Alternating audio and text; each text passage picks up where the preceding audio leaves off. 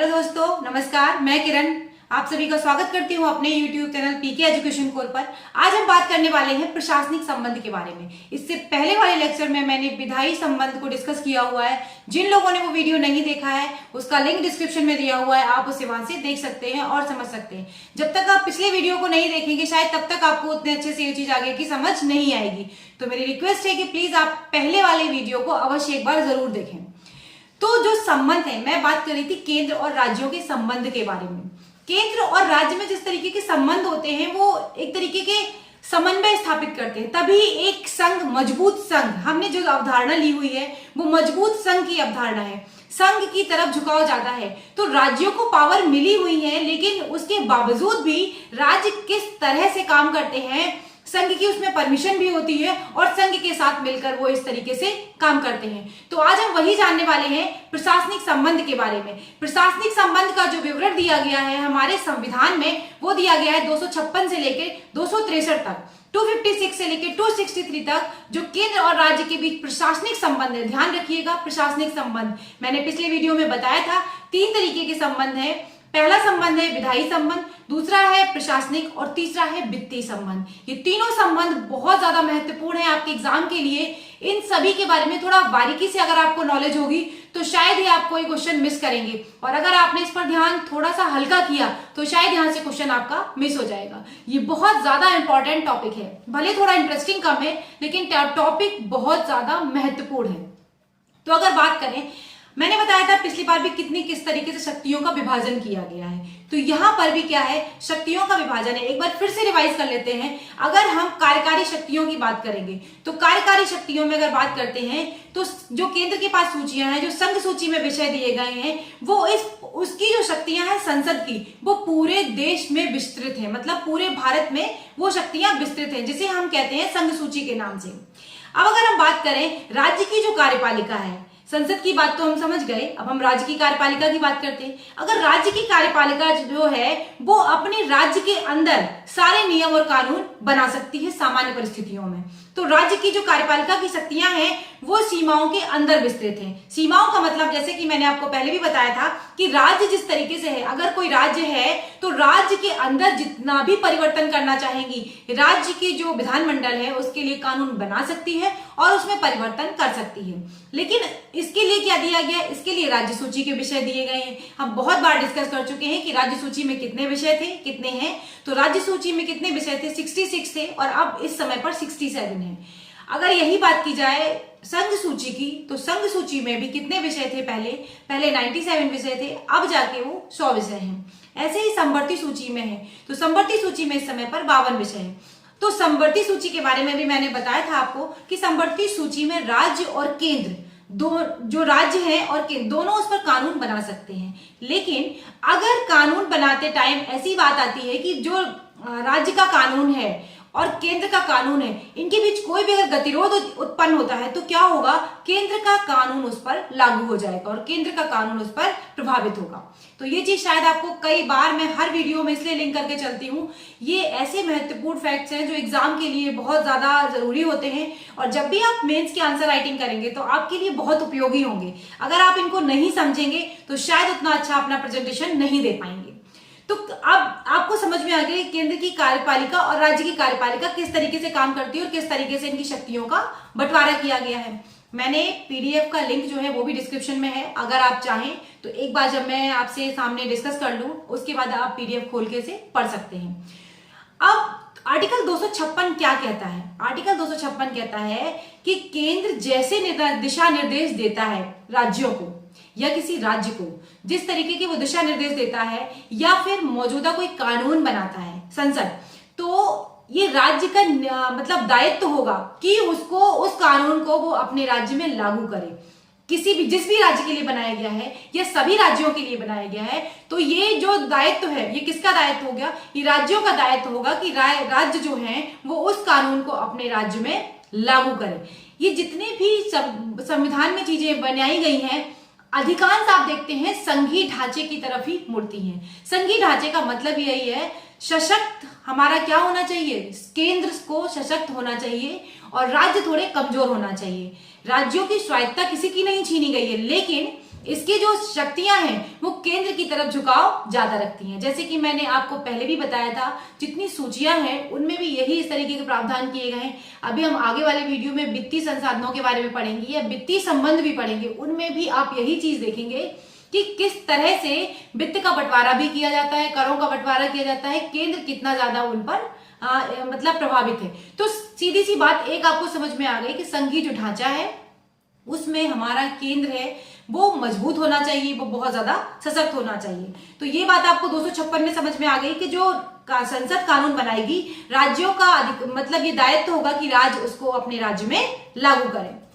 अब केंद्र और राज्यों के दायित्व भी कुछ होंगे, उन दायित्वों में भी क्या होता है कि संसद कुछ कुछ उन पर प्रावधान लगा देती है या प्रतिबंध कहेंगे, कुछ कुछ प्रतिबंध आरोपित करती है। इस संबंध में जो केंद्र की शक्तियां हैं, जो कार्यकारी शक्तियां हैं, वो राज्यों को असीमित अधिकार तो प्रदान करती हैं, लेकिन फिर भी वो प्रत्येक राज्य पर कुछ कुछ क्या कर देती हैं, कुछ कुछ उनकी शक्तियों को रोकती हैं। जैसे कि संसद के द्वारा किसी भी विधान जो बनाया गया है या जो नियम कानून बनाया गया है उसका अनुपालन करना सुनिश्चित करता है, मतलब राज्य को करना ही पड़ेगा। उसमें राज्यों से संबंधित कोई भी वर्तमान विधान, अगर संसद के द्वारा किसी भी राज्य से संबंधित कोई कानून बनाया गया है तो उसको भी राज्य को अनुपालन करना होगा।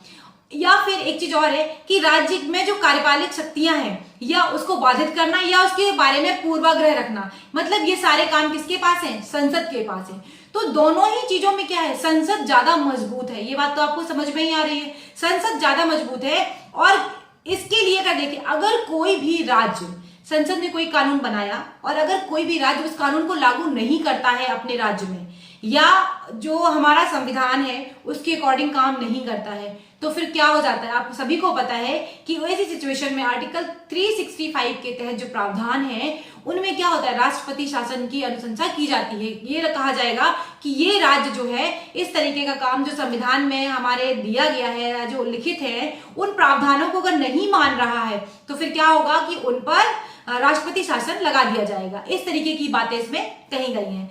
अब बात आती है, कभी भी मैंने कहा संबंध तभी अच्छे रहेंगे जब कोई भी समन्वय की भावना होगी। तो केंद्र और राज्यों के बीच जो सहयोग की बात आती है, सहयोग की बात देखिए कैसे कैसे आती है। आर्टिकल 261 कहता है कि जितने भी सार्वजनिक रिकॉर्ड हैं, जो भी दस्तावेज हैं, सार्वजनिक रिकॉर्ड हैं, या और प्रत्येक राज्य तथा संघ की जो न्यायिक कार्यवाही है, अगर किसी न्यायालय में किसी भी पक्ष को लेकर कोई मतलब निर्णय दिया गया है तो उस पर हम सबको या देश की जो जनता है या जो राज्य है उनको क्या करना होगा, उनको एक तरीके से उस पर विश्वास दिखाना पड़ेगा। भारत के भूभाग के अंदर जितने भी ये काम किए गए हैं, चाहे वो न्यायपालिका के थ्रू किए गए हों या कोई दस्तावेज के थ्रू किए गए हों, तो उन सभी पर आपको विश्वास दिखाना पड़ेगा। जो राज्य सरकारें हैं या जो केंद्र है उन पर अगर कोई निर्णय दिया गया है, अगर कोई निर्णय सुप्रीम कोर्ट में दिया गया है या फिर हाई कोर्ट में दिया गया है, तो उस निर्णय पर सभी की सहमति होना, मतलब उस पर कोई हम सवाल या निशान नहीं उठा सकते। इस तरीके के प्रावधान भी किए गए हैं। तो ये किया गया था आर्टिकल 261 में। आपको शायद समझ आ गया होगा।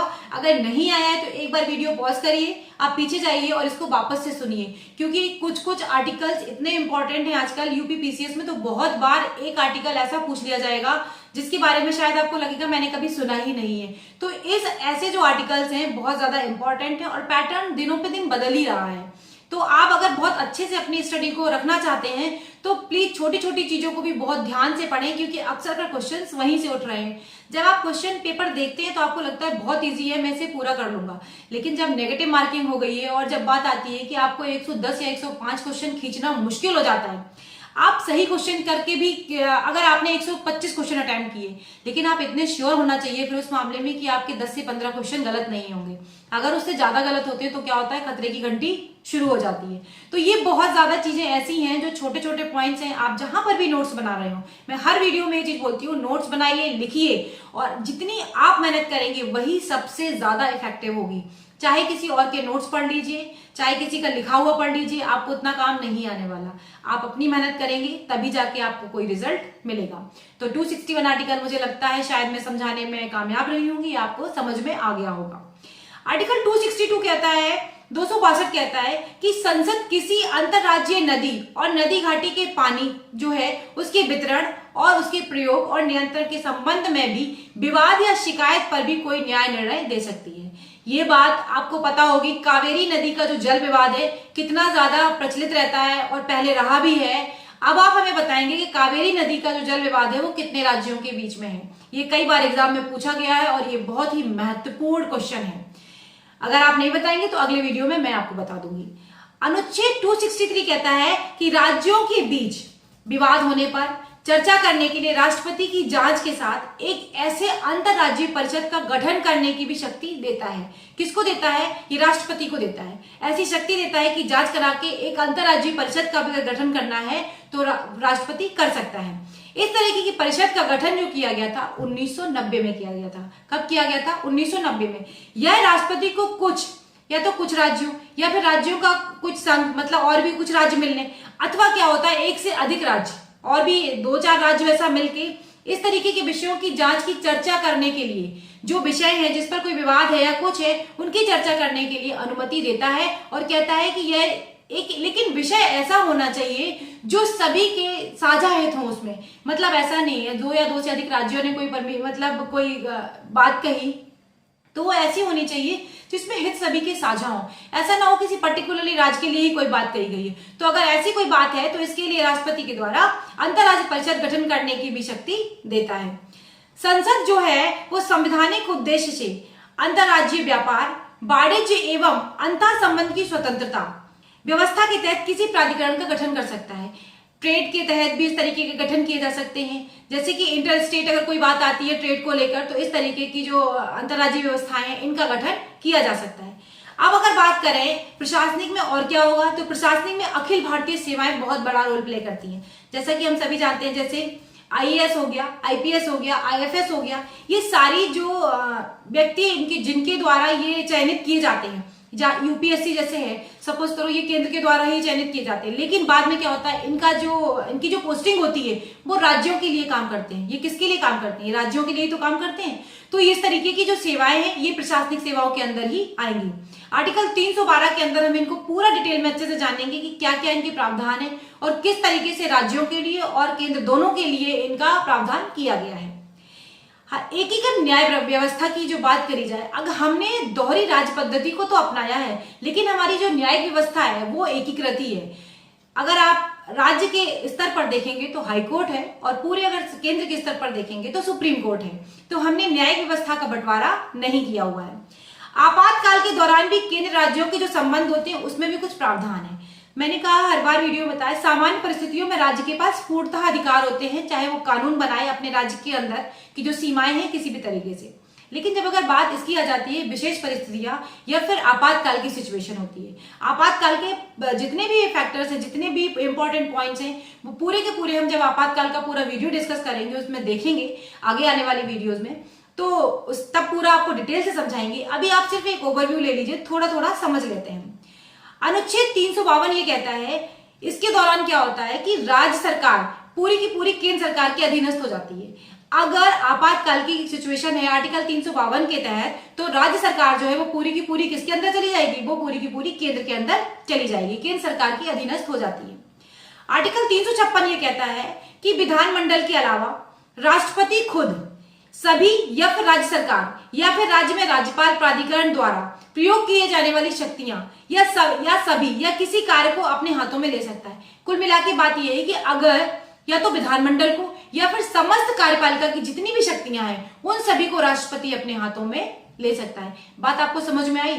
या तो केवल विधानमंडल को कि जो नियम बनाने वाली बात है, या फिर जितनी भी शक्तियां हैं अंदर समाहित राज्य में वो सारी की सारी शक्तियों को कौन ले सकता है? राष्ट्रपति अपने हाथों में ले सकता है।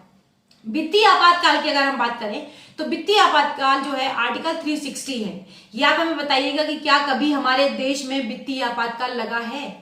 ये महत्वपूर्ण क्वेश्चन है, आप हमें बताइएगा। अगर नहीं बताएंगे अगले वीडियो में तो मैं आपको बता दूंगी। तो अगर 300 जो आर्टिकल 360 है, क्या कभी हमारे देश में लगा है स्वतंत्रता से लेके अभी तक? तो जो वित्तीय आपातकाल है, वित्तीय आपातकाल क्या होता है? इसके टाइम पर जो केंद्र सरकार है उस समय पर ऐसे दिशा निर्देश दे सकता है कि जो राज्य है वो सरकारी कर्मचारी, जो राज्य के कर्मचारी हैं उनकी, या हाई कोर्ट के जो वकील है, जो हाई कोर्ट के न्यायाधीश हैं, उन सभी की जो सैलरी होती है उनमें कटौती कर सकता है। इस तरीके के दिशा निर्देश कौन दे सकता है? ये राष्ट्रपति इस तरीके के स्पष्ट और आवश्यक निर्णय दे सकता है। तो ये पूरा वीडियो था जो मैंने आपके साथ डिस्कस किया। अगर आपको प्रशासनिक जो संबंध है वो समझ में आए हो तो प्लीज एक लाइक अवश्य करें, और अगर अभी तक आपने हमारे चैनल को सब्सक्राइब नहीं किया है तो प्लीज चैनल को सब्सक्राइब करें, बेल आइकन को प्रेस करें, ताकि मैं जब भी कोई नया वीडियो डालूं आप हमारे साथ हमेशा जुड़े रहें। और कोई भी सुझाव अगर आपको लगते हो तो प्लीज कमेंट बॉक्स में अवश्य बताएं। इसका लिंक जो है वो डिस्क्रिप्शन में दिया हुआ है, आप उसे वहां से देख सकते हैं। बाय बाय दोस्तों, अगले वीडियो में फिर मिलेंगे। नमस्कार।